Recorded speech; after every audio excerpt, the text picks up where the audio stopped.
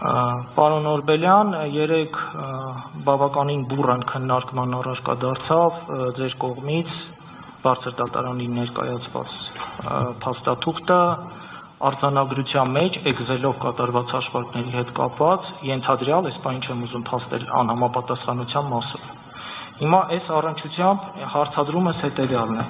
ձեր հաշվարկներով քանիսն է, որքան է կազմում այն ընտրական տեղամասերի թիվը, որտեղ դուք վեր եք անել, ի հայտ եք բերել այդ օրինակ ենթադրյալ անհամապատասխանություններ։ Բարձր դատարան վերլուծություն եմ իրականացրել ISO 9001-ի եւ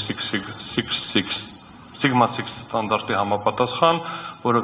որակի վերահսկողության ստանդարտն է համապատասխան տվյալների մշակման դեպքում, եւ վերլուծությունը ցույց է տվել, որ բացարձակ թվերը, եթե չհաշվենք կուսակցության անցողիկ շեմը, կարող էր համարվել թույլատրելի, սակայն կա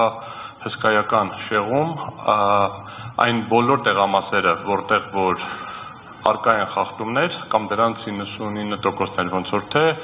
հաղթել է ԿՊ-ն։ Մնացած բոլոր տեղամասերի դեպքում, եթե վերցնում ենք առաջատարների դեպքում, ԿՊ-ի հաղթանակը մինչև 40-50-ի շրջանակն է մնում, մնացած բոլորում։ Այսինքն ըստ էության բոլոր տեղերում, որտեղ շեղում չի եղել, մնացած բոլոր կուսակցությունների եւ ԿՊ-ի միջև բաշխում է քիչ թե շատ համապատասխանում է ԿՊ-ի ձայների այդ 50%-ի շեմին։ Այդ տեղամասերի մասով մոտավորապես, ինչպես նշեցի, 98% թե 99%-ը շահել է։ Հիմա սա առաջին կտորն էր։ Երկրորդը մեկ վարքան, եթե թույլ տաք։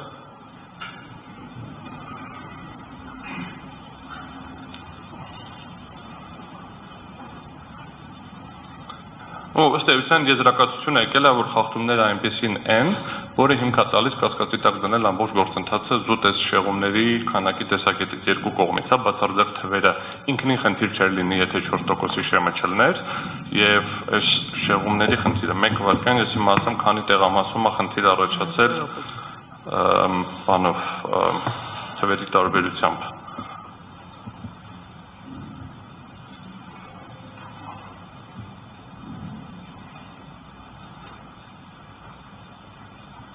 Ուրեմն 260 ներողություն, սա ընդհանուր թիվն է,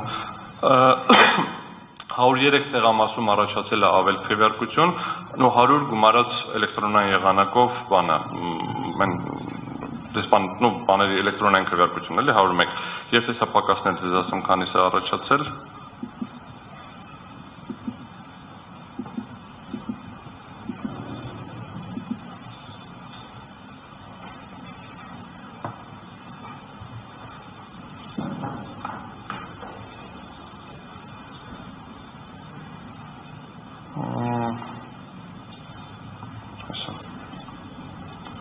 Եվ 300 տեղամասում պակաս։ Պակասի մասով շատ չեմ պնդում, որովհետև այդ թվում նաև երբ որ ուսումնասիրում ենք տեղամասային գրառումները, տեսնում ենք, որ կա, ասենք, երբ որ անձը տարել է իր հետ կամ փորձել է տանի, բայց ընդհանրում է, որ 300 տեղամասում առնվազն մասնակիցների թվի եւ բանի հետ կապված այդ քվեատուփում արկա բյուլետենների քանակի միջև կա հակառակականություն, այսինքն կա քվեարկող, չկա բյուլետեն։ Դա կարող ունենա տարբեր պատճառներ, ինչպես նշեցի, երբ որ գումարում ենք այն վերևի 100-ը, գալիս է 25% շեղում։ Շնորհակալություն։ 25-ը կարող է մեկ վայրկյան 300 գումարած 420% շեղում, ներողություն։ Շնորհակալություն։ Հաջորդ հարցս հետևյալն է, պարոն Օրբելյան։ Ես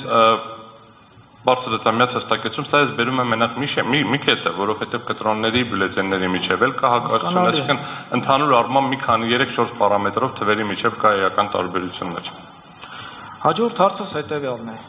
Կրկին 12 կոտորակ 13 ընտրական տեղամասի հետ կապված քվեարկության արդյունքների անվավերության հարցի կոնտեքստում հարցին չենք անդրադառնում այս պահին։ Հարցը դիտարկում ենք 10 կոտորակ 51 եւ 35 կոտորակ 65-ի հետ կապված։ Այս տեղամասերում կենտրոնական ընտրական հանձնաժողովը սեփական նախաձեռնությամբ անվավեր է ճանաչել ընտրատարածքային ընտրական հանձնաժողովի համապատասխան որոշումները։ Նման պայմաններում,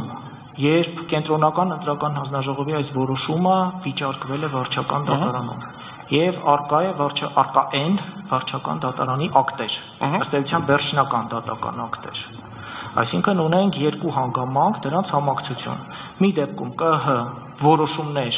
որոնցով ընտրատարածքային հանձնաժողովների համապատասխան որոշումներն են անվավեր ճանաչվել, մյուս դեպքում վարչական դատարանի ակտեր, որոնք ըստ էության օրինական ուժի մեջ են մտածել։ Նման պայմաններում դուք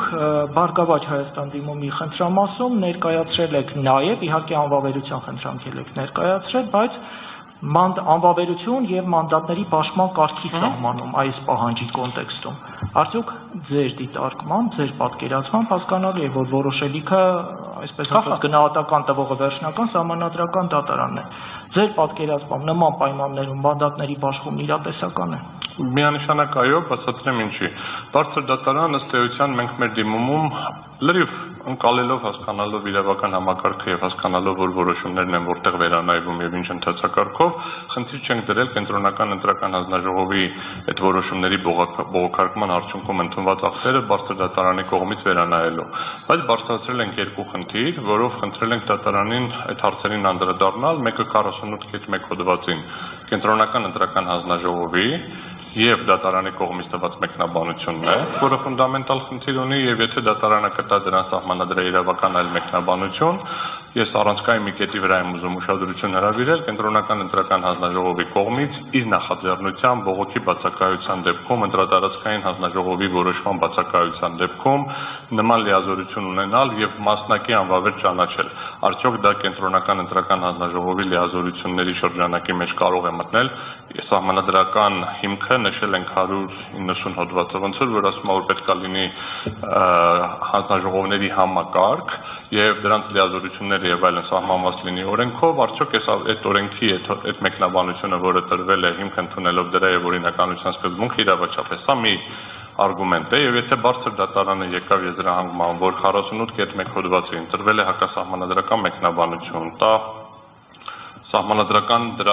բովանդակությունը բացահայտի, բարձի որ դեպքում պետք է կարողանա, ինչից է բխում այդ։ Ես ներողություն եմ խնդրում ընդհատելու համար, այսինքն առանց նորմա կոնտրոլ իրականացնելու, ձեր կողմից վիճարկվող դրույթների սահմանադրականությունը գնահատելու, սա թողնենք մի կողմ, առանց այս գործընթացի հնարավոր համարում եք մանդատների բաշխման։ Բարձր դատարան, եթե երկու եւ երկրորդն էլ վերաբերվում է այդ հաշվարկի կարգին, եթե երկու դրույթները անվավեր չճանաչվեն, ըստ էության առաջանալու անվավեր խալացի։ Դրա իրականում անվավերության խնդիրն է մեկի դեպքում, մյուսի դեպքում սահմանադրաիրավական բովանդակության բարձրացում, որտեղ չեմ կարծում ինքը անվավերը, ուղղակի սահմանադրաիրավական բովանդակությունը պետք է լինի, դա չպարզելու դեպքում առաջանալու է մի հատ հետեւյալ իրավիճակը, որ կենտրոնական ընտրական հանձնաժողովը պարտավոր էր միանշանակ եւ ուներ հնարավորություն իրականացնել վերաքվեարկություն կոնկրետ տեղամասում, ինչը չի որոշել, բարձր դատարանը նման լիազորություն չունի վերադառնալ Միքայել հետ եւ պարտադրել վերաքվեարկություն, հետեւաբար միայն այս հիմքը բավարար է, որպեսզի անվավեր ճանաչվի ամբողջ Հայաստանի Հանրապետության տարածքում, հիմք ընդունելով, որ իշխանության առաջնային կրողի կամքը ըստ էության կենտրոնական ընտրական հանձնաժողովը պոտենցիալ չի պարզել, չեմ ասում խեղաթյուրել, չեմ ասում գողացել, դա Այսինքն առանց ձեր կողմից իրավող օրինադրույթների սահմանադրականության ստուգման նման գործընթացը անիրատեսական է այնուամենայնիվ համար։ Բարձր դատարան մեր դիմումում այլ հիմքեր Պարզ է։ Շնորհակալություն պարոն Օրբելյան, այս պահին ձեզ հարցեր չունեմ։ Հիմա չէ, մի վարքյան պլանշատի։ Բարձր դատարանի ներողություն հազում է բանը, նայեք, հետևյալն է խնդիրը, մենք ներկայացրել ենք պահանջը, մեր հիմնավորումները 3 կտորով են։ Առաջինը վերաբերվում էր այդ ամբողջին եւ բարձր դատարանը կարող է նաեւ մեկնաբանել իր լիազորությունների շրջանակը եւ ըստ էության առանց սահմանադրաիրավական բնույթը քննարկելու, քանի որ սա ըստ էության առաջին աճանի դատարանն է քննության տրամաբանության միջոց։ Առաջին, որովհետև փաստի դատարանը քննարկում ենք վեճ են քննարկում։ Եվ այս վեճի քննարկման շրջանակներում երրորդ տարբերակը այն է, որ բարձր դատարանը իր լիազորությունների վերաբերյալ որոշում ընդունելով որոշի, որ կաշկանդված չի վարչական դատարանի իր լիազորությունների շրջանակում մտնող հարակից դաշտում մտնող որոշումներով եւ ըստ էության գնահատի առանց գնահատելու դատարանի որոշման իրավաչափությունը մնացած բոլոր հանգամանքները հաշվի առնելով գնահատի համապատասխանաբար տվյալ փաստը արդյոք կարող էր թե ոչ, որովհետեւ բողոքարկվել է կոնկրետ ծավալով, կոնկրետ շրջանակներում դատարան այդ շրջանակների շուրջ։ Շնորհակալություն, շնորհակալություն։